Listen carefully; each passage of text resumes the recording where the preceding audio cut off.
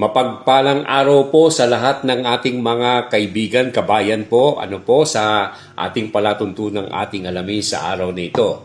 At bago ang lahat, thank you po sa mga comments, komentaryo sa mga post ng ating palatuntunang ating alamin na nailalabas po ng inyong lingkod.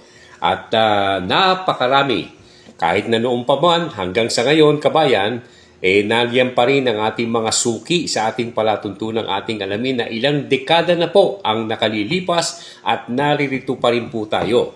At gusto kong pasalamatan ang lahat po ng inyong komentaryo, ang lahat po ng inyong pagbati sa ating programa at yung pag-share po ninyo ng inyong mga kaisipan tungkol po sa ating palatuntunan. Na pag-uusapan po ang sharing, kabayan, i-share po ninyo ang ating programa, i-like po ninyo, i-subscribe po ninyo para marami po ang makakita at makapanood ng ating palatuntunan. Okay, sa araw na ito, kabayan, gusto ko lamang po maikwento sa inyo ang ilang bagay na makapagbibigay ng aral sa lahat po ng ating mga kaibigan na nanonood ngayon. Alam nyo, minsan isang araw, kasama ko po ang anak kong doktor at pastor, si Doc Rico, at ang aking may bahay, kabayan. Alam nyo, may lumapit na ginang na may kip-kip na bata, baby, kabayan ko. At nangihingi po ng tulong. At matapos kong bigyan ng tulong, gumuhit po sa isipan ko ang aking ina. Alam po ninyo, kabayan, ulila po ako at age 7, kabayan. My father died when I was 1 year old and lost my mother at age 7, kabayan. Alam nyo, noon ay Huwebes Santo po, April 6, tandang-tanda ko pa, kabayan ko. At alam po ninyo, sa burol po ng aking ina, walang tigil ang iyak ko po. At hinihimas-himas ko ang kanyang coffin. Kandung ako ng aking uncle, ng aking tiyuhin.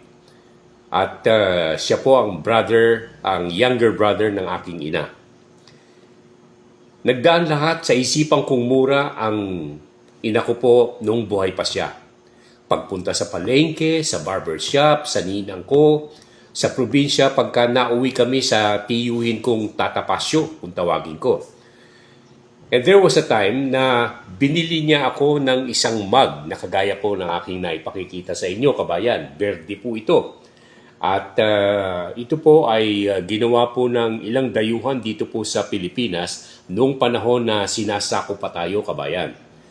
At sinabi niyang, huwag mong hayaang mabasag ang puswelong ito, itong mug na ito, kabayan. At sinabi niya na kinakailangang itago ko at ito'y isang alaala sa akin, Alaala sa iyo at alaala sa akin. Yan po ay galing sa nanay ko, kabayan, sa aking ina, itong mug. Ang mug na ito ay nasa akin pa, nakikita po ninyo, at inaalagaan ko, at ito po ay akin pong, sabi nga, treasure sa akin to, yaman, na iniwan ng aking ina. Nung may sakit siya, kabayan, lagi ako sa kanyang tabi. Doon ako naglalaro hanggang siya po ay makatulog. Alam nyo, may mga kanta na laging nasa sa isip ko para po maalala ang aking ina.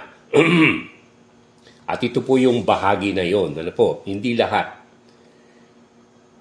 I once had a dear old mother, how dearly she loves me. For when I was a baby, she took good care of me.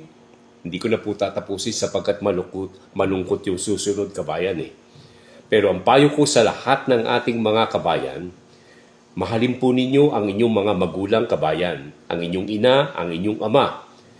Sapagkat pag sila po ay nawala na, they will be gone forever, kabayan. Kahit na po, masabi nga, magwawala kayo, hindi na po magbabalik, They will be gone forever.